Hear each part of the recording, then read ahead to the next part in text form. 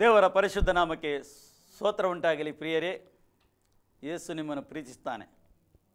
ಜೀವವಾಣಿ ಈ ಕಾರ್ಯಕ್ರಮದಲ್ಲಿ ನಿಮಗೆಲ್ಲರಿಗೆ ಯೇಸು ಕ್ರಿಸ್ತನ ನಾಮದಲ್ಲಿ ಸ್ವಾಗತಿಸ್ತೇನೆ. ಈ ಕಾರ್ಯಕ್ರಮವನ್ನು ನೋಡ್ತಾ ಇದ್ದೀರಿ, ನಮಗೆ ಸಂತೋಷ. ದೇವರ ವಾಕ್ಯವನ್ನು ಕೇಳ್ತಾ ಇದ್ದೀರಿ. ದೇವರ ವಾಕ್ಯದಲ್ಲಿ ಶಕ್ತಿ ಉಂಟು, ಬಲ ಉಂಟು. ಒಬ್ಬನ ಜೀವಿತ ಬದಲು ಮಾಡ್ತದೆ ದೇವರ ವಾಕ್ಯ. ಒಬ್ಬ ಜೀವಿತವು ಕಟ್ಟುತ್ತದೆ ದೇವರ ವಾಕ್ಯ. ಏಕೆ? ದೇವರ ವಾಕ್ಯ ಹೇಳ್ತದೆ ಇಬ್ಬಾಯಿ ಕತ್ತಿಯಂತೆ. ಅದಕ್ಕೋಸ್ಕರ ಇವತ್ತು ನಾವು ದೇವರ ವಾಕ್ಯವನ್ನು ಕೇಳುವ, ಅದರ ಮೊದಲು ನಾವು ಪ್ರಾರ್ಥನೆ ಮಾಡುವ. ಪ್ರೀತಿ ಸ್ವರೂಪನಾದ ತಂದೆಯಾದ ದೇವರೇ, ಸ್ತೋತ್ರಪ್ಪ, ನಿನ್ನ ಕೃಪೆ ನಮಗೆ ಬೇಕು. ಎಲ್ಲರಿಗೆ ವಾಕ್ಯ ಕೊಡುವವನಿಗೆ ಕೂಡ, ವಾಕ್ಯ ಕೇಳುವವರಿಗೆ ಕೂಡ ನಿನ್ನ ಕೃಪೆ ಬೇಕು. ನಿನ್ನ ಕೃಪೆಯಿಂದ ನೀನು ತುಂಬಿಸಬೇಕಂದು ನಾನು ಪ್ರಾರ್ಥನೆ ಮಾಡ್ತೇನೆ ಈ ಸಮಯದಲ್ಲಿ. ಅಪ್ಪ ತಂದೆ, ನಿನಗೆ ಸ್ತೋತ್ರಪ್ಪ. ವಾಕ್ಯ ಎಂಬ ಬೀಜ ಬಿತ್ತಲ್ಪಡುವಾಗ ಕರ್ತನೇ, ಇವರು 100ರಷ್ಟು ಫಲ ಕೊಡಬೇಕು. ನೀನು ಸಹಾಯ ಮಾಡಬೇಕಂದು ನಾನು ಪ್ರಾರ್ಥನೆ ಮಾಡಿ. ನಿನ್ನ ಸಹಾಯ ಬೇಕು. ಪರಿಶುದ್ಧಾತ್ಮನೇ ಮುದ್ರೆ ಹೊಡೆ, ನನಗೆ ಕೂಡ ಸಹಾಯ ಮಾಡು. ಪರಿಶುದ್ಧಾತ್ಮನೇ, ಸಂಪೂರ್ಣವಾಗಿ ನಾನು ತಗ್ಗಿಸ್ತೇನೆ. ಪರಿಶುದ್ಧಾತ್ಮನೇ, ನಿನ್ನನ್ನು ನಡೆಸಬೇಕಂದು ನಾನು ಪ್ರಾರ್ಥನೆ ಮಾಡ್ತೇನೆ. ಯೇಸು ನಾಮದಲ್ಲಿ ತಂದೆ, ಆಮೇನ್. ಇವತ್ತು ದೇವರ ವಾಕ್ಯವನ್ನು ನಾವು ಕೇಳುವ. ನಾವು ನೋಡ್ತಾ ಇದ್ದೇವೆ, ಪಂಚಶತಮಾನ ದಿವಸ ಪೇತ್ರನು ಎದ್ದುಕೊಂಡು ಬೋಧನೆ ಮಾಡುವಾಗ ಅಲ್ಲಿ ಪೇತ್ರನು ಧೈರ್ಯದಿಂದ ಬೋಧನೆ ಮಾಡ್ತಾ ಇದ್ದಾನೆ. ಎಲ್ಲಿಂದ ಧೈರ್ಯ ಬಂತವನಿಗೆ? ಆ ಮೇಲಿಂದ ಕಳಿಸಿದ ಪರಿಶುದ್ಧಾತ್ಮನಿಂದ ತುಂಬಲ್ಪಟ್ಟಿದ್ದಾನೆ. ಪೇತ್ರ ಮತ್ತು ಉಳಿದ ಅಪೊಸ್ತಲಗಳು, ದೇವರ ಶಿಷ್ಯರು ತುಂಬಲ್ಪಟ್ಟು ಧೈರ್ಯದಿಂದ ಬೋಧನೆ ಮಾಡ್ತಾ ಇದ್ದಾರೆ. ಕ್ರಿಸ್ತನಿಗೆ ಮುಂದೆ ಇಟ್ಟಿದ್ದಾರೆ. ಯೇಸು ಕ್ರಿಸ್ತನ ವಿಷಯದಲ್ಲಿ ಶುಭ ಸಂದೇಶವು ಸಾರ್ತಾ ಇದ್ದಾರೆ. ಏಕೆಂದರೆ ಯೇಸು ಕ್ರಿಸ್ತನು ಹೇಳಿದನು, ಜೀವಂತ ಆದ ಕೂಡಲೇ ಮತ್ತಾಯನ ಶುಭ ಸಂದೇಶದಲ್ಲಿ ಆತನು ಬೋಧನೆ ಮಾಡಿದ್ದಾನೆ 28ರಲ್ಲಿ, ಮತ್ತು ಲೂಕನ ಶುಭ ಸಂದೇಶದಲ್ಲಿ ಮತ್ತು ಮಾರ್ಕನ ಶುಭ ಸಂದೇಶದಲ್ಲಿ ಹೋಗಿರಿ, ಲೋಕದ ಕಟ್ಟ ಕಡೆಗೆ ಹೋಗಿರಿ, ಶುಭ ಸಂದೇಶವನ್ನು ಸಾರಿರಿ. ಯಾರು ಈ ಶುಭ ಸಂದೇಶವನ್ನು ಕೇಳುತ್ತಾರೆ, ನಂಬುತ್ತಾರೆ, ಯಾರು ಮಾನಸಾಂತರಾಗಿ ಪಶ್ಚಾತ್ತಾಪ ಆಗ್ತಾರೆ, ನಂಬುತ್ತಾರೆ, ತಂದೆ ಮಗ ಪರಿಶುದ್ಧ ಆತ್ಮನ ದೀಕ್ಷಾಸ್ಥಾನ ಕೊಟ್ಟು ಅವರಿಗೆ ಶಿಷ್ಯರನ್ನು ಮಾಡಿ ಹೇಳ್ತಾನೆ. ಮಾರ್ಕನ ಶುಭ ಸಂದೇಶದಲ್ಲಿ ಹೇಳ್ತದೆ, ಯಾರ್ಯಾರು ದೀಕ್ಷೆಯನ್ನು ತಗೊಳ್ತಾರೆ ಅವರು ರಕ್ಷಣೆ ಹೊಂದುತ್ತಾರೆ. ಯಾರ್ಯಾರು ನಂಬಿ ದೀಕ್ಷಾಸ್ಥಾನ ತಗೊಳ್ಳೋದಿಲ್ಲ, ಅವ್ರಿಗೆ ಶುಭ ಸಂದೇಶ ಕೇಳಿದ್ದಾರೆ, ಆದರೆ ಅವರು ದೀಕ್ಷಾಸ್ಥಾನ ತಗೊಳ್ಳಿಕ್ಕೆ ಅವರು ಏನು ಮಾಡಿದರು? ದೀಕ್ಷಾನ ತಗೊಳ್ಳದವರಿಗೆ ದಂಡನೆಗೆ ಗುರಿಯಾಗುವರೆಂದೇ ಅವರು ವಾಕ್ಯ ಹೇಳ್ತದೆ. ಅದಕ್ಕೋಸ್ಕರ ಈ ಶುಭ ಸಂದೇಶ ಎಲ್ಲ ಕಡೆಯಲ್ಲಿ ಸಾರಲ್ಪಡಬೇಕು ಎಂದು ದೇವರ ವಾಕ್ಯ ಹೇಳ್ತದೆ. ಅಂತ್ಯ ಬರುವ ಮೊದಲು ಎಲ್ಲ ಕಡೆ, ಎಲ್ಲ ಜಾತಿ ಕುಲ ಭಾಷೆ ಜನರಿಗೆ ಶುಭ ಸಂದೇಶ ಹೋಗಬೇಕು. ಕೇಳಬೇಕು, ಅವರು ಕೇಳಬೇಕು. ಈಗ ಕೇಳ್ತಾ ಉಂಟು. ರಕ್ಷಣೆ ಹೊಂದುವುದು ಹೊಂದದೆ ಕೂತ್ಕೊಳ್ಳೋದು ಅವರಿಗೆ ಬಿಟ್ಟದ್ದು. ಅದು ಈಗ ಗೊತ್ತಾಗುವುದಿಲ್ಲ. ಎಷ್ಟು ತನಕ ನಾವು ಈ ಲೋಕದಲ್ಲಿ ಇದ್ದೇವೆ, ಶರೀರದಲ್ಲಿ ಗೊತ್ತಾಗುವುದಿಲ್ಲ. ಶರೀರ ಬಿಟ್ಟ ಕೂಡಲೇ ಗೊತ್ತಾಗ್ತದೆ. ಒಂದು ಸೆಕೆಂಡಲ್ಲಿ ಗೊತ್ತಾಗ್ತದೆ. ಹೇಗೆ? ಶರೀರ ಬಿಟ್ಟ ಕೂಡಲೇ ರಕ್ಷಣೆ ಹೊಂದಿದಾನ ಇಲ್ಲ, ಬಸ್. ಹೊಂದದಿದ್ದರೆ ಅವನು ದಂಡನೆಗೆ ಗುರಿಯಾದ. ರಕ್ಷಣೆ ಹೊಂದಿದರೆ ಅವನಿಗೆ ಏನಾಯಿತು? ಆತನು ದೇವರು ಎಲ್ಲಿದ್ದಾನೆ ಅಲ್ಲಿ ಹೋಗ್ತಾನೆ. ಅವನು ನಿತ್ಯ ಜೀವಿಸ್ಲಿಕ್ಕೆ ಆತನು ಹೋಗ್ತಾನೆ. ಏಕೆಂದರೆ ದೇವರ ವಾಕ್ಯ ಏನಿರ್ತದೆ? ದೇವರ ವಾಕ್ಯ ಹೇಳ್ತದೆ, ಇಲ್ಲಿ ದೇವರ ವಾಕ್ಯ ಈ ರೀತಿ ಹೇಳ್ತದೆ, 4:12 ಅಪೊಸ್ತಲಕತೆ, ಬರಬೇಕಾದ ರಕ್ಷಣೆ ಇನ್ನಾರಲ್ಲಿಯೂ ಸಿಕ್ಕುವುದಿಲ್ಲ, ಆ ಹೆಸರಿನಿಂದಲೇ ಹೊರತು, ಯಾರ? ಯೇಸು ಕ್ರಿಸ್ತನೆಂಬ ಹೆಸರಲ್ಲಿ ಹೊರತು ಆಕಾಶದ ಕೆಳಗೆ ಮನುಷ್ಯರೊಳಗೆ ಕೊಡಲ್ಪಟ್ಟಿರುವ ಬೇರೆ ಯಾವ ಹೆಸರಿನಲ್ಲಿಯೂ ನಮಗೆ ರಕ್ಷಣೆ ಆಗುವುದಿಲ್ಲ. ಯಾವ ಹೆಸರಿನಲ್ಲಿ ಇಷ್ಟು ಜನ ಈ ಲೋಕದಲ್ಲಿ ಇಷ್ಟು ಮಾನವನು ಬಂದಿದ್ದಾನೆ, ಯಾವ ಹೆಸರಿನಲ್ಲಿ ಕೂಡ ರಕ್ಷಣೆ ಇಲ್ಲ. ಖಾಲಿ ಯೇಸು ಕ್ರಿಸ್ತನ ಹೆಸರಲ್ಲಿ ಮಾತ್ರ ಮಾನವನಿಗೆ ರಕ್ಷಣೆ ಆಗ್ತದೆ. ದೇವರ ವಾಕ್ಯ ಹೇಳ್ತದೆ. ಏಕೆಂದರೆ ಆತನು ದೇವರಾಗಿದ್ದರೂ ಮನುಷ್ಯನಾಗಿ ಬಂದ. ಈ ಲೋಕದಲ್ಲಿ ಆತನು ಮನುಷ್ಯನಾಗಿದ್ದ, ಆದರೆ ದೇವರಾಗಿದ್ದ. ಆತನ ನಾಮದಲ್ಲಿ ಮಾತ್ರ ರಕ್ಷಣೆ. ಏಕೆಂದರೆ ಯಾರು ಮಾನವನಿಗೋಸ್ಕರ ಯಾರು ಕೂಡ ಪ್ರಾಣ ಕೊಡಲಿಲ್ಲ. ಯೇಸು ಕ್ರಿಸ್ತನು ಮಾತ್ರ ಆ ಶಿಲುಬೆಯಲ್ಲಿ ಪ್ರಾಣ ಕೊಟ್ಟಿದ್ದಾನೆ. ಸತ್ಯವೇದ ಕ್ಲಿಯರ್ ಹೇಳ್ತದೆ. ಆತನು ಮಾತ್ರ ಎಲ್ಲ ಮಾನವನಿಗೋಸ್ಕರ ಆತನು ತನ್ನ ಪ್ರಾಣವನ್ನು ಕೊಟ್ಟ, ತನ್ನ ರಕ್ತವನ್ನು ಸುರಿಸಿದ. ಆತನು ತನ್ನನ್ನು ಯಜ್ಞವಾಗಿ ಸಮರ್ಪಿಸಿದ. ಮಾನವನಿಗೋಸ್ಕರ, ಮಾನವನ ಪಾಪ ಪರಿಹಾರಗೋಸ್ಕರ, ಮಾನವನಿಗೆ ಶಾಪದಿಂದ ಬಿಡುಗಡೆ ಆಗಲಿಕ್ಕೆ ಆತನು ಶಾಪಗ್ರಸ್ತನಾದ. ಆತನು ಪಾಪಿಯಾದ. ಎಲ್ಲ ಮಾನವರ ಪಾಪ ಆತನು ತಗೊಂಡ ಮತ್ತು ಆ ದಂಡನೆಗೆ ಗುರಿಯಾದ. ಏಕೆ? ಮಾನವನಿಗೆ ಆತನು ಬಿಡುಗಡೆ ಮಾಡಿದ್ದಾನೆ ಆಲ್ರೆಡಿ. ಯಾರ್ಯಾರು ನಂಬುತ್ತಾರೆ, ಮಾನಸಾಂತರ ಆಗ್ತಾರೆ, ಪಶ್ಚಾತ್ತಾಪ ಆಗ್ತಾರೆ, ನಾನೊಂದು ಪಾಪಿ ಆಗಿದ್ದೇನೆ, ನನಗೆ ಒಬ್ಬ ರಕ್ಷಕನು ಬೇಕು, ಯಾವಾಗ ಒಪ್ಪಿ ಯೇಸುವನ್ನು ರಕ್ಷಕರೆಂದು ಸ್ವೀಕಾರ ಮಾಡ್ತಾರೆ, ಆಗ ಅವನಿಗೆ ರಕ್ಷಣೆ ಆಗ್ತದೆ. ನೋಡಿ, ಆಕಾಶದ ಕೆಳಗೆ ಮನುಷ್ಯರೊಳಗೆ ಕೊಡಲ್ಪಟ್ಟಿರುವ ಬೇರೆ ಯಾವ ಹೆಸರಿನಲ್ಲಿಯೂ ನಮಗೆ ರಕ್ಷಣೆ ಆಗುವುದಿಲ್ಲ. ಮಾನವನಿಗೆ ರಕ್ಷಣೆ ಆಗುವುದಿಲ್ಲ. ಖಾಲಿ ಆತನ ಹೆಸರಲ್ಲಿ ಮಾತ್ರ ರಕ್ಷಣೆ.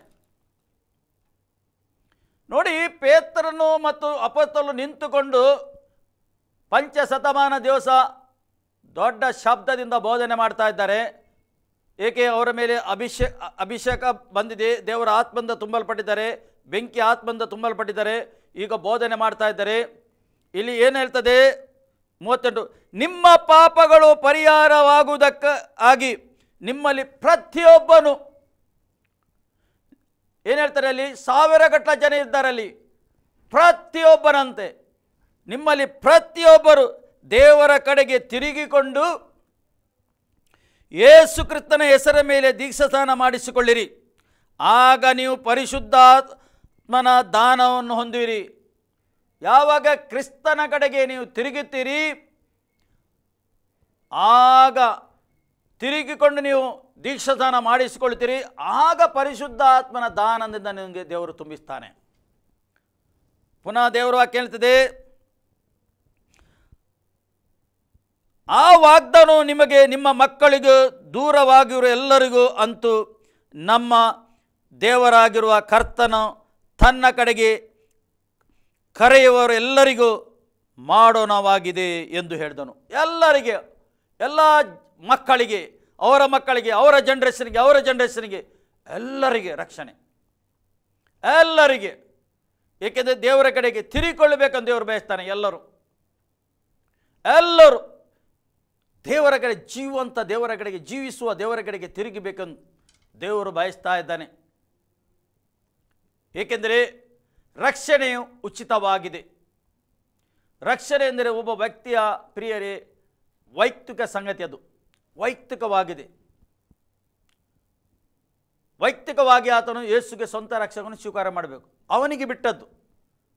ಏಕೆ? ಒಳ್ಳೆಯದು ಕೆಟ್ಟದ್ದು ಅರಿವು ಒಬ್ಬ ಮಾನವ ಒಳಗೆ ಉಂಟು. ಅವನಿಗೆ ದೇವರು ಕೊಟ್ಟಿದ್ದಾನೆ, ತಿಳುವಳಿಕೆ ಕೊಟ್ಟಿದ್ದಾನೆ, ಅವನಿಗೆ ದೇವರು ಕೊಟ್ಟಿದ್ದಾನೆ. ಅದಕ್ಕೋಸ್ಕರ ಈ ಪೇತ್ರರು ಬೋಧನೆ ಮಾಡುವಾಗ ಅಲ್ಲಿ ಏನಾಯಿತು? ಯಾರ್ಯಾರು ಕೇಳಿದರು ಅವರು ಎಲ್ಲರೂ ದೇವರ ಕಡೆಗೆ ತಿರುಗಿದವರು. ಕೇಳಿದವರು, ಕಿವಿ ಕೊಟ್ಟವರು, ವಾಕ್ಯಕ್ಕೆ ಕಿವಿ ಕೊಟ್ಟವರು ಎಲ್ಲರೂ ದೇವರ ಕಡೆಗೆ ತಿರುಗಿದರು. ನಾವೇನು ಮಾಡಬೇಕು? ಈಗ ಏನು ಮಾಡಬೇಕು ರಕ್ಷಣೆ ಹೊಂದಲಿಕ್ಕೆ? ಆಗ ಅವರು ಶುಭ ಸಂದೇಶ ಸಾರಿದವರು ಕ್ರಿಸ್ತನ ವಿಷಯದಲ್ಲಿ. ಅಲ್ಲಿ ದೇವರ ವಾಕ್ಯ ಏನಿರ್ತದೆ? ಯೇಸು ಕ್ರಿಸ್ತನ ಹೆಸರಿನ ಮೇಲೆ ದೀಕ್ಷಾಸ್ನಾನ ಮಾಡಿಸಿಕೊಳ್ಳಿ, ಆಗ ನೀವು ಪರಿಶುದ್ಧ ಆತ್ಮನ ದಾನವನ್ನು ಹೊಂದುವಿರಿ, ಆಗ ವಾಗ್ದಾನವು ನಿಮಗೂ ನಿಮ್ಮ ಮಕ್ಕಳಿಗೂ ದೂರವಾಗುವರು ಎಲ್ಲರಿಗೂ, ಅಂತೂ ನಮ್ಮ ದೇವರಾಗುವ ಕರ್ತನ ತನ್ನ ಕಡೆಗೆ ಕರೆಯುವವರು ಎಲ್ಲರಿಗೂ ಮಾಡೋಣವಾಗಿದೆ ಎಂದು ಹೇಳಿದನು. ಬೇರೆ ಅನೇಕವಾದ ಮಾತುಗಳಿಂದ ಅವರು ಖಂಡಿತವಾಗಿ ಸಾಕ್ಷಿ ನುಡಿದರು. ಬೇರೆ ಅನೇಕವಾದ ಮಾತುಗಳನ್ನು ಅವರು ಹೇಳಿದರು, ಸಾಕ್ಷಿಯಾಗಿ ಹೇಳಿದರು. ಅವರಿಗೆ ಶುಭ ಸಂದೇಶ ಸಾರಿದರು.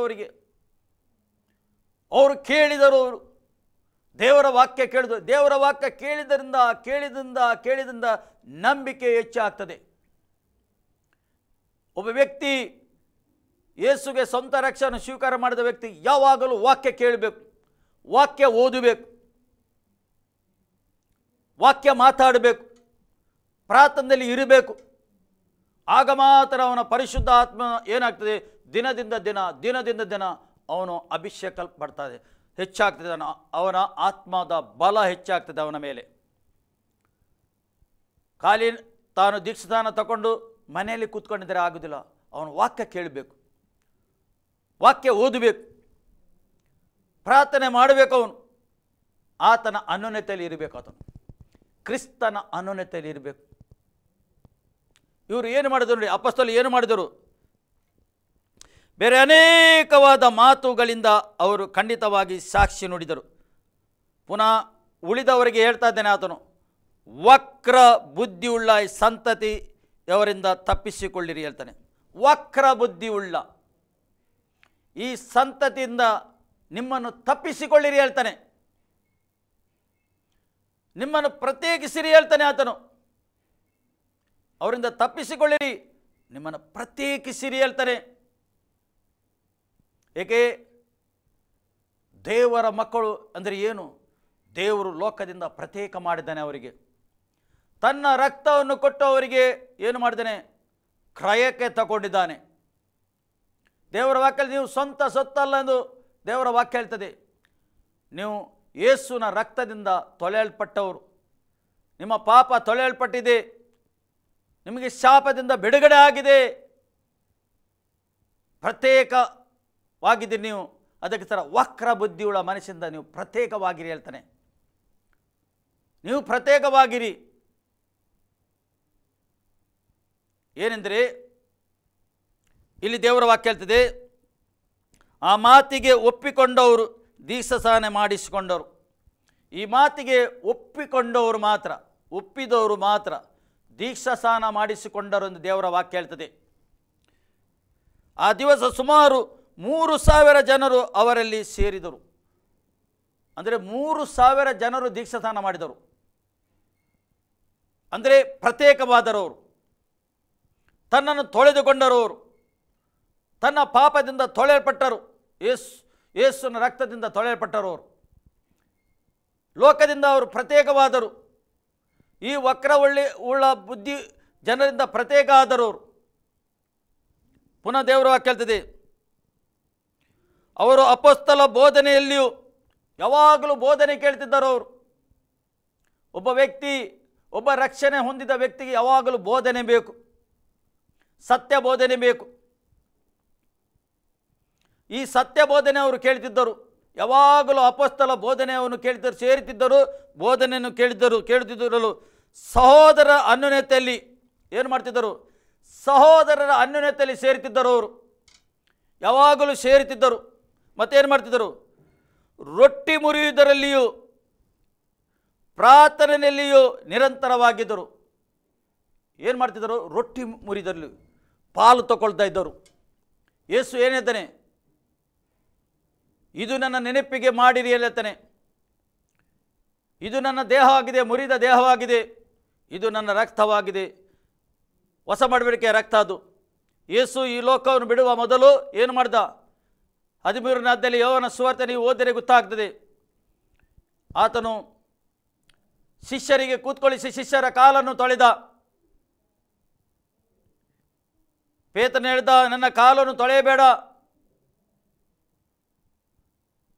ನಾನು ತೊಳೆದಿದ್ದರೆ ನಿನಗೆ ಇಲ್ಲಿ ಪಾಲಿಲ್ಲ ಹೇಳ್ತಾನೆ ಯೇಸು. ನಂತರ ರೊಟ್ಟಿಯನ್ನು ಮುರಿದ. ರೊಟ್ಟಿ ಮುರಿದು ಶಿಷ್ಯರಿಗೆ ಕೊಟ್ಟ.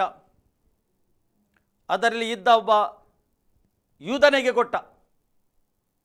ಯೂದನು ಕೂಡ ಆತನು ಪ್ರೀತಿ ಮಾಡಿದ.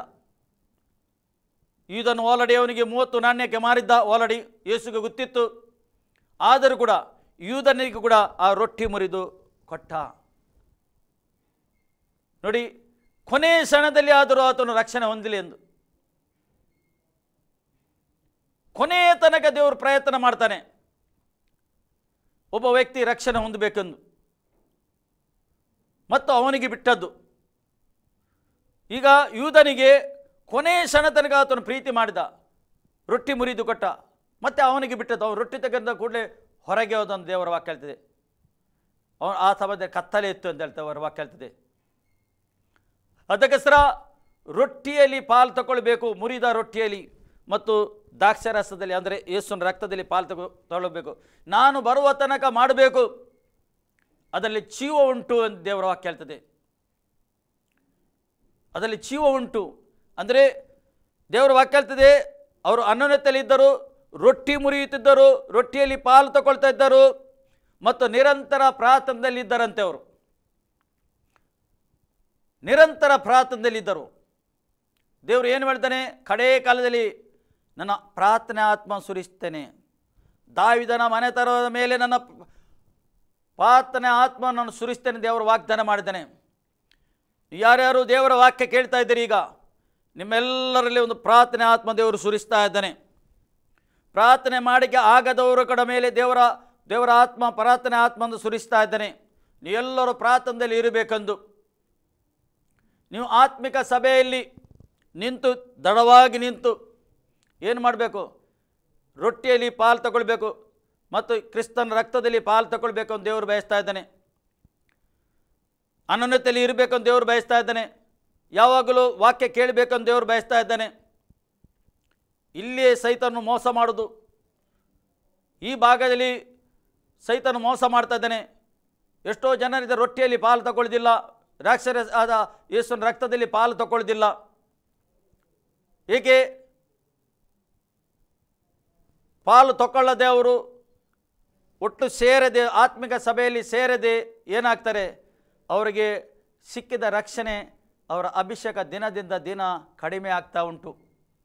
ಅದಕ್ಕೋಸ್ಕರ ನಿಮ್ಮ ಅಭಿಷೇಕ ಹೆಚ್ಚಾಗಬೇಕಾದ್ರೆ, ಇನ್ನೂ ನೀವು ಆತ್ಮದಿಂದ ತುಂಬಿ ಫುಲ್ ಆಗಬೇಕಾದ್ರೆ ನೀವು ಏನು ಮಾಡಬೇಕು, ಆತ್ಮಿಕ ಸಭೆಯಲ್ಲಿ ಸೇರಿ ಪ್ರಾರ್ಥನೆ ಮಾಡಬೇಕು, ರೊಟ್ಟಿಯಲ್ಲಿ ಪಾಲು ತಗೊಳ್ಬೇಕು, ಯೇಸುವಿನ ರಕ್ತದಲ್ಲಿ ಪಾಲು ತಗೊಳ್ಬೇಕು, ಅನ್ಯೋನ್ಯತೆಯಲ್ಲಿ ಇರಬೇಕು ಎಂದು ದೇವರು ಬಯಸ್ತಾ ಇದ್ದಾನೆ. ಕ್ರಿಸ್ತನು ಬರುವಾಗ ನೀವು ಆತ್ಮದಿಂದ ತುಂಬಿ ಸಿದ್ಧವಾಗಿರಬೇಕೆಂದು ದೇವರು ಬಯಸ್ತಾ ಇದ್ದಾನೆ. ದೇವರ ಮಕ್ಕಳು ಸಿದ್ಧವಾಗಿರಬೇಕು.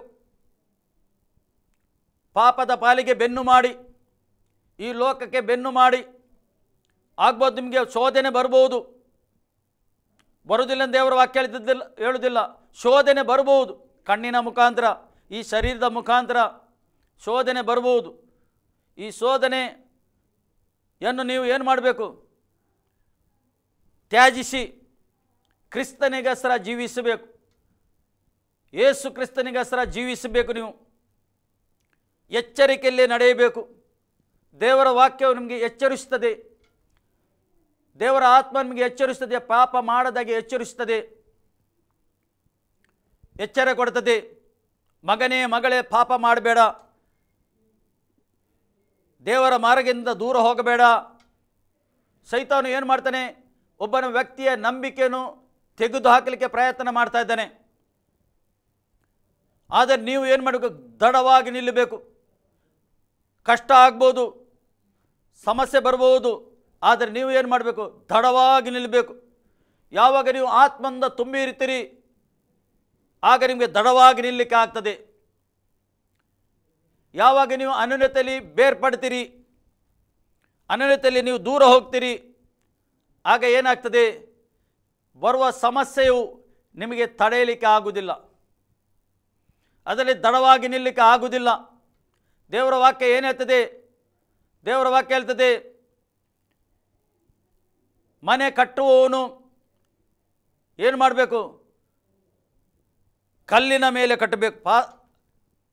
ಆ ಗಟ್ಟಿಯಾದ ಕಲ್ಲಿನ ಮೇಲೆ ಕಟ್ಟಬೇಕು ಮನೆ ಕಟ್ಟುವವನು.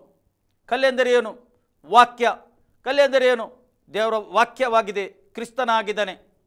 ಬಂಡೆ ಎಂದರೆ ಕಲ್ಲು. ಯಾರು ಆ ಮನೆಯನ್ನು ಕಟ್ಟಿದ್ದಾನೆ, ಗಾಳಿ ಬರಲಿ, ಬಿರುಗಾಳಿ ಬರಲಿ, ಅಲೆಗಳು ಬರಲಿ, ಒಡೆಯಲಿ, ಅದು ಬೀಳುವುದಿಲ್ಲ. ಏಕೆ ಏನುಂಟು ಒಳಗೆ? ದೇವರ ವಾಕ್ಯ ಉಂಟು, ಆತನ ಒಳಗೆ ಅಭಿಷೇಕ ಉಂಟು, ದೇವರ ಪ್ರೀತಿ ಉಂಟು ಅವನ ಮೇಲೆ. ಹೌದು, ದೇವರು ನಿಮಗೆ ಪ್ರೀತಿ ಮಾಡಿದ್ದಾನೆ. ಅದು ನೀವು ಎಷ್ಟು ದೇವರಿಗೆ ಪ್ರೀತಿ ಮಾಡ್ತಾ ಇದ್ದೀರಿ? ಪ್ರೀತಿ ಮಾಡುವವನು ಕ್ರಿಸ್ತನನ್ನು ಬಿಟ್ಟು ದೂರ ಹೋಗುವುದಿಲ್ಲ. ಕ್ರಿಸ್ತನನ್ನು ಬಿಟ್ಟು ಅವನು ದೂರ ಹೋಗುವುದಿಲ್ಲ. ಏಕೆ? ಆತನು ದೇವರಿಗೆ ಪ್ರೀತಿ ಮಾಡ್ತಾನೆ, ಕ್ರಿಸ್ತನಿಗೆ ಪ್ರೀತಿ ಮಾಡ್ತಾ ಇದ್ದಾನೆ. ಆತನು ನನಗೋಸ್ಕರ ಏನು ಮಾಡಿದ್ದಾನೆ, ಎಷ್ಟು ದೊಡ್ಡ ತ್ಯಾಗ ಮಾಡಿದ್ದಾನೆ ಆತನು. ಯೇಸು ಕ್ರಿಸ್ತನು ದೊಡ್ಡ ತ್ಯಾಗ ಮಾಡಿದ್ದಾನೆ ಶಿಲುಬೆಯಲ್ಲಿ. ಮನುಷ್ಯನು ಎಣಿಸಲಾರದಷ್ಟು ಅಷ್ಟು ದೊಡ್ಡ ತ್ಯಾಗ ಮಾಡಿದ್ದಾನೆ ಆತನು. ಏಕೆ? ಯಾರು ಕೂಡ ಒಬ್ಬರು ಕೂಡ ನಾಶವಾಗಬಾರ್ದೆಂದು, ಒಬ್ಬರು ಕೂಡ ನಾಶನಕ್ಕೆ ಹೋಗಬಾರ್ದು, ಒಬ್ಬರು ಕೂಡ ನರಕಕ್ಕೆ ಹೋಗಬಾರ್ದು, ಎಲ್ಲರೂ ರಕ್ಷಣೆ ಹೊಂದಬೇಕು. ಇಲ್ಲಿ ನಾನಿದ್ದೇನೆ, ನೀವು ಕೂಡ ಅಲ್ಲಿ ಇರಬೇಕೆಂದು ದೇವರು ಬಯಸ್ತಾ ಇದ್ದಾನೆ. ಅದೇ ಬಯಸ್ತಾ ಇದ್ದಾನೆ ದೇವರು. ಏಕೆ? ಮಾನವನ ಮೇಲೆ ಆತನು ಪ್ರೀತಿ ಮಾಡ್ತಾ ಇದ್ದಾನೆ. ಒಂದು ವೇಳೆ ದೇವರಲ್ಲಿ ನಿಮಗೆ ಪ್ರೀತಿ ಇದ್ದರೆ ನೀವು ಖಂಡಿತವಾಗಿ ಆತನಿಗೆ ನೋಯಿಸುವ ಸಂಗತಿ ನೀವು ಮಾಡುವುದೇ ಇಲ್ಲ. ನಿಮ್ಮೊಳಗೆ ಯಾರುಂಟು? ದೇವರ ಮಕ್ಕಳಿಗೆ ದೇವರ ಆತ್ಮ ಉಂಟು. ಸತ್ಯವೇದ ಏನು ಹೇಳ್ತದೆ? ದೇವರ ಆತ್ಮನಿಗೆ ನೀವು ನೋಯಿಸಬೇಡಿ ಎಂದು ಹೇಳ್ತದೆ. ನಿಮ್ಮೊಳಗೆ ದೇವರ ಆತ್ಮ ಉಂಟು, ನೀವು ನೋಯಿಸಬಾರದು. ಯಾವಾಗ ನೋವಾಗ್ತದೆ?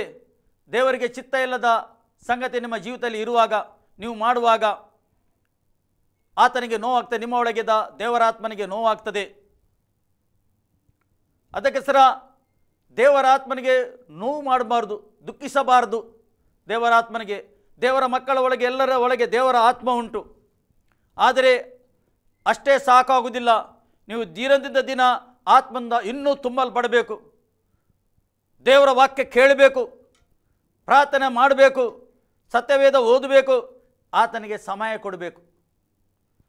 ಕ್ರಿಸ್ತನ ಅನುನ್ನತೆಯಲ್ಲಿ ನೀವು ಇರಬೇಕು. ಯಾವಾಗ ಕ್ರಿಸ್ತನ ಅನುನ್ನತನಿಂದ ದೂರ ಹೋಗ್ತೀರಿ, ಆಗ ಸೈತಾನು ಪ್ರವೇಶವಾಗ್ತಾನೆ. ನಿಮ್ಮ ಮಧ್ಯದಲ್ಲಿ ಸೈತಾನು ಪ್ರವೇಶ ಆಗ್ತಾನೆ. ಸೈತಾನಿಗೆ ಏನು ಪ್ರವೇಶವಾಗಲಿಕ್ಕೆ ಬಿಡಬೇಡಿ ಅಂತ ಹೇಳ್ತಾರೆ. ಸಿಕ್ಕಿದ ಸಮಯದಲ್ಲಿ ನೀವು ಏನು ಮಾಡಬೇಕು? ಕ್ರಿಸ್ತನ ಅನುನ್ನತೆಯಲ್ಲಿ ಇರಬೇಕು, ಆತನ ಮಾರ್ಗದಲ್ಲಿ ನಡೆಯಬೇಕು ಅಂತ ದೇವರು ಬಯಸ್ತಾ ಇದ್ದಾನೆ. ಅಪೊಸ್ತಲರು ಇದೇ ರೀತಿ ಮಾಡ್ತಿದ್ದರು. ಅದಕ್ಕೋಸ್ಕರ ಅಪೊಸ್ತಲ ಕಾಲದಲ್ಲಿ ಅದ್ಭುತ ಆಗ್ತಿತ್ತು, ಸೂಚಕಾರ್ಯ ಆಗ್ತಿತ್ತು. ಈಗ ನೀವು ಆತ್ಮದಿಂದ ತುಂಬಲ್ಪಡುವಾಗ ನಿಮ್ಮ ಮುಖಾಂತರ ದೇವರು ಸೂಚಕಾರ್ಯ ಮಾಡ್ತಾನೆ, ಅದ್ಭುತ ಮಾಡ್ತಾನೆ. ಇಲ್ಲಿ ದೇವರ ಮುಂದೆ ವಾಕ್ಯ ಎಲ್ಲರೂ ಭಯ ಉಂಟಾಯಿತು. ನೋಡಿ, ಅವರು ರೊಟ್ಟಿಯಲ್ಲಿ ಪಾಲು ತಗೊಳ್ತಿದ್ದರು, ಪ್ರಾರ್ಥನೆ ಮಾಡ್ತಿದ್ದರು, ದೇವರ ವಾಕ್ಯ ಕೇಳ್ತಿದ್ದರು, ಎಲ್ಲರಿಗೂ ಭಯ ಉಂಟಾಯಿತು. ಇದಲ್ಲದೆ ಅನೇಕ ಅದ್ಭುತ ಕಾರ್ಯಗಳು, ಸೂಚಕಾರ್ಯಗಳು ಅಪೊಸ್ತಲ ಕೈಯಿಂದ ನಡೆಯಿತು. ಅನೇಕ ಅದ್ಭುತ ಕಾರ್ಯಗಳು, ಸೂಚಕಾರ್ಯಗಳು ನಡೆಯಿತು ಅಪೊಸ್ತಲ ಕೈಯಿಂದ. ಕುಂಟರಿಗೆ ಕಾಲು ಬರ್ತಿತ್ತು, ಕಿವುಡರು ಕೇಳ್ತಿದ್ದರು, ಮೂಕರು ಮಾತಾಡ್ತಿದ್ದರು, ಕುಷ್ಠರೋಗಿಗಳು ಗುಣ ಆಗ್ತಿದ್ದರು. ಅಪೊಸ್ತಲರು ಎಲ್ಲಿ ಹೋದರು ಕಾಯಿಲಿದ್ದ ಜನರಿಗೆ ಹೊತ್ತುಕೊಂಡು ಬರ್ತಿದ್ದರು, ಅಲ್ಲಿ ಅವರೆಲ್ಲರೂ ಗುಣ ಆಗ್ತಿದ್ದರು. ಏನು ಕಾರಣ? ಅವರು ಅಭಿಷೇಕದಿಂದ ತುಂಬಲ್ಪಟ್ಟವರು, ಕ್ರಿಸ್ತನಿಗೋಸ್ಕರ ಜೀವಿಸುವವರು, ದೇವರ ವಾಕ್ಯದ ಮುಖಾಂತರ ಜೀವಿಸಿದ್ದವರು, ಸೇರಿತಿದ್ದರು ಅವರು, ದೇವರ ವಾಕ್ಯದ ಪ್ರಕಾರ ನಡೆಯುತ್ತಿದ್ದರು ಅವರು. ಆಗ ಅವರ ಕೈಯಿಂದ ಅನೇಕ ಅದ್ಭುತ ಸೂಚಕಾರ್ಯ ಆಗ್ತಿತ್ತು. ದೇವರ ವಾಕ್ಯ ಜನರ ಒಳಗೆ, ಅಲ್ಲಿ ಆ ಸಮಯದಲ್ಲಿ ಜನರ ಒಳಗೆ ಒಂದು ಭಯ ಹುಟ್ಟಿತ್ತು. ಜನ ನೋಡುವ ಭಯ ಶುರುವಾಯಿತು ಅವರಿಗೆ. ಏನಪ್ಪ, ಏನಾಗ್ತಾ ಉಂಟು? ಏಕೆ? ದುರಾತ್ಮಗಳು ಕ್ರೀಚಾಡ್ತಿತ್ತು. ಖಾಲಿ ಯೇಸುಗೆ ನೋಡುವಾಗೆ ಅಲ್ಲ, ಯೇಸುವಿನ ಸಮಯದಲ್ಲಿ ನೋಡಿ, ಯೇಸು ಬರುವಾಗ ದುರಾತ್ಮನ ಕ್ರೀಚಾಡ್ತಿತ್ತು, ಓಡ್ತಿತ್ತು ಬಿಟ್ಟು ಒಬ್ಬ ವ್ಯಕ್ತಿಗೆ. ಅದೇ ಪ್ರಕಾರ ದೇವರ ಮಕ್ಕಳು ಅಭಿಷೇಕದಿಂದ ತುಂಬಲ್ಪಡುವಾಗ, ದೇವರ ವಾಕ್ಯದ ಬಗ್ಗೆ ನಡೆಯುವಾಗ, ಚುಚ್ಚವಾದನ್ನು ನಿರಾಕರಿಸಿ ದೇವರ ವಾಕ್ಯವನ್ನು ಸ್ವೀಕಾರ ಮಾಡಿ ನಡೆಯುವಾಗ ದೇವರು ನಿಮಗೆ ಉಪಯೋಗ ಮಾಡ್ತಾ ಇದ್ದಾನೆ. ದೇವರು ಏನು ಬಯಸ್ತಾ ಇದ್ದಾನೆ? ಇವತ್ತು ನಿಮ್ಮ ಮುಖಾಂತರ ಅದ್ಭುತ ಆಗಬೇಕು, ಸೂಚಕಾರ್ಯ ಆಗಬೇಕು, ದೇವರು ಬಯಸ್ತಾ ಇದ್ದಾನೆ. ಖಂಡಿತವಾಗಿ ದೇವರು ಮಾಡ್ತಾನೆ. ಯಾವಾಗ ದೇವರ ಆತ್ಮನಿಗೆ ಬಿಟ್ಟು ಕೊಡುವಾಗ, ನೀವು ಪ್ರತ್ಯೇಕವಾಗುವಾಗ, ಲೋಕದಿಂದ ನೀವು ಪ್ರತ್ಯೇಕವಾಗುವ, ಕ್ರಿಸ್ತನಿಗೋಸ್ಕರ ವೈರಾಗ್ಯವಾಗಿ ಜೀವಿಸುವಾಗ, ಒಂದು ದಾಹದಿಂದ ನೀವು ಜೀವಿಸುವಾಗ ದೇವರು ನಿಮಗೆ ಉಪಯೋಗ ಮಾಡ್ತಾನೆ. ಆತನ ಉಪಯೋಗ ಮಾಡೋದು ನಿಮಗೆ. ನಿಮ್ಮ ಕೈಲಿ ಅದ್ಭುತ ಸೂಚಕಾರಿಯಾಗ್ತದೆ. ಅಪೊಸ್ತಲರು ನಮ್ಮ ಹಾಗೆ ಇದ್ದರು, ಅಪೊಸ್ತಲರು ನಿಮ್ಮ ಹಾಗೆ ನಮ್ಮ ಹಾಗೆ ಇದ್ದರು. ಆದರೆ ಅವರ ಹತ್ರ ಏನಿತ್ತು? ಒಂದು ವೈರಾಗ್ಯ ಇತ್ತು, ಕ್ರಿಸ್ತನಿಗೋಸ್ಕರ ಜೀವಿಸಬೇಕೆಂದು. ಆಗ ಅವರ ಕೈಲಿ ಅದ್ಭುತ ನೋಡಿ, ಇಲ್ಲಿ ದೇವರ ವಾಕ್ಯ ಏನಿದೆ ನೋಡಿ, ಇದರಲ್ಲಿ ಅನೇಕ ಅದ್ಭುತ ಕಾರ್ಯಗಳು, ಸೂಚಕ ಕಾರ್ಯಗಳು ಅಪೊಸ್ತಲರ ಕೈಯಲ್ಲಿ ನಡೆಯಿತು. ನಂಬಿದವರು ಎಲ್ಲರೂ ಒಟ್ಟಾಗ್ತಿದ್ದರು. ನಂಬಿದವರು ಒಟ್ಟಾಗಿದ್ದು ಎಲ್ಲರೂ ಒಟ್ಟಾಗಿ ಒಂದೇ ಮನಸ್ಸಲ್ಲಿ ಇದ್ದರು. ನಂಬಿದವರು ದಿನಾಲೂ ಅವರು ಪಂಗಡಕ್ಕೆ ಸೇರಿತಿದ್ದರು, ಅವರು ಸೇರಿ ಪ್ರಾರ್ಥನೆ ಮಾಡ್ತಿದ್ದರು. ಅವರು ದೇವರು ನಿಮಗೆ ಕೂಡ ಉಪಯೋಗ ಮಾಡ್ತಾ ಇದ್ದಾನೆ. ಏಕೆ? ನೀವು ದೇವರ ಮಕ್ಕಳಾಗಿದ್ದೀರಿ. ಯಾರ್ಯಾರು ಆತ್ಮದಿಂದ ತುಂಬಿದಿರಿ, ನೀವು ಎಲ್ಲರೂ ದೇವರ ಮಕ್ಕಳಾಗಿದ್ದೀರಿ. ನಿಮಗೆ ಉಪಯೋಗ ಮಾಡ್ತಾನೆ. ದೇವರ ಮಕ್ಕಳು ಯಾವಾಗಲೂ ದೇವರಿಗೆ ನೋವಾಗ ಸಂಗತಿ ಮಾಡುವುದಿಲ್ಲ. ಈಗ ಒಳ್ಳೆಯ ಅವಕಾಶ ಉಂಟು ಕ್ರಿಸ್ತನ ಮಾರ್ಗದಲ್ಲಿ ನಡೆಯಲಿಕ್ಕೆ. ಈ ವಾಕ್ಯದಿಂದ ದೇವರು ನಮ್ಮನ್ನು ಆಶೀರ್ವಾದ ಮಾಡಲಿ. ಆಮೇನ್. ಪ್ರಾರ್ಥಿಸುವ. ಪ್ರೀತಿ ಸ್ವರೂಪನಾದ ತಂದೆಯಾದ ದೇವರೇ, ನಿನಗೆ ಸ್ತೋತ್ರ. ನಿನ್ನ ಮಕ್ಕಳು ಕರ್ತನೇ ಈ ಸಮಯದಲ್ಲಿ ನಿನ್ನ ವಾಕ್ಯವನ್ನು ಕೇಳಿದ್ದಾರೆ ಸ್ವಾಮಿ. ಯಾರ್ಯಾರು ಕೇಳಿದ್ದಾರೆ ಕರ್ತನೇ, ನಿನ್ನ ವಾಕ್ಯದ ಬಲದಿಂದ ಅವರಿಗೆ ತುಂಬಿಸು, ನಿನ್ನ ಆತ್ಮದಿಂದ ತುಂಬಿಸು, ನಿನ್ನ ಅಭಿಷೇಕದಿಂದ ಅವರಿಗೆ ತುಂಬಿಸಬೇಕೆಂದು ನಾನು ಪ್ರಾರ್ಥನೆ ಮಾಡ್ತೇನೆ. ಈ ಸಮಯದಲ್ಲಿ ಕರ್ತನೇ, ಒಬ್ಬೊಬ್ಬರಿಗೆ ನೀನು ನಿನ್ನ ಹಸ್ತ ಇಳಿದು ಬರಲಿ ಕರ್ತನೇ, ಅವರಿಗೆ ಬಲಪಡಿಸು ಕರ್ತನೇ. ನಿನ್ನ ಮಾರ್ಗದಲ್ಲಿ ನಡೆಯಲಿಕ್ಕೆ ಸಹಾಯ ಮಾಡು ಕರ್ತನೇ. ನಿನ್ನ ಅನೋನ್ಯತೆಯಲ್ಲಿ ನಡೆಯಲಿಕ್ಕೆ ಅವರಿಗೆ ಸಹಾಯ ಮಾಡಬೇಕಂದು ನಾನು ಪ್ರಾರ್ಥನೆ ಮಾಡ್ತೇನೆ ಕರ್ತನೇ. ಈ ಸಮಯದಲ್ಲಿ ಕರ್ತನೇ, ನಿನ್ನ ಆತ್ಮದ ಸಂತೋಷದಿಂದ ತುಂಬಿಸು, ನಿನ್ನ ಆತ್ಮದ ಒಂದು ಉಲ್ಲಾಸದಿಂದ ಅವರೆಲ್ಲ ಒಳಗೆ ತುಂಬಿಸಬೇಕಂದು ನಾನು ಪ್ರಾರ್ಥನೆ ಮಾಡ್ತೇನೆ. ಈ ಸಮಯದಲ್ಲಿ ಕರ್ತನೇ, ತಂದೆ ನಿನಗೆ ಸ್ತೋತ್ರ ಕರ್ತನೇ. ನಿನ್ನ ಆಶೀರ್ವಾದ ಅವರ ಮೇಲೆ ಇಳಿದು ಬರಬೇಕಂದು ನಾನು ಪ್ರಾರ್ಥನೆ ಮಾಡ್ತೇನೆ. ಯಾರ್ಯಾರು ವಾಕ್ಯ ಕೇಳಿದರೆ ಕರ್ತನೇ, ನಿನ್ನ ಆಶೀರ್ವಾದ ಅವರ ಮೇಲೆ ಇಳಿದು ಬರಲಿ ಕರ್ತನೇ. ತಂದೆ ನಿನಗೆ ಸ್ತೋತ್ರ. ಕೆಲಸ ಕಾರ್ಯದ ಮೇಲೆ ಆಶೀರ್ವದಿಸಬೇಕಂದು ನಾನು ಪ್ರಾರ್ಥನೆ ಮಾಡ್ತೇನೆ. ಈ ಸಮಯದಲ್ಲಿ ತಂದೆ, ನಮ್ಮ ಪ್ರಾರ್ಥನೆಯನ್ನು ಕೇಳಿದ್ದಕ್ಕೆ ಸ್ತೋತ್ರ, ಉತ್ತರ ಕೊಟ್ಟಿದ್ದಕ್ಕೆ ಸ್ತೋತ್ರ. ಯೇಸು ಕ್ರಿಸ್ತನ ನಾಮದಲ್ಲಿ ಪ್ರಾರ್ಥಿಸಿ ಹೊಂದಿದೆ ಪ್ರೀತಿಯುಳ್ಳ ಪರಲೋಕ ತಂದೆ, ಆಮೇನ್.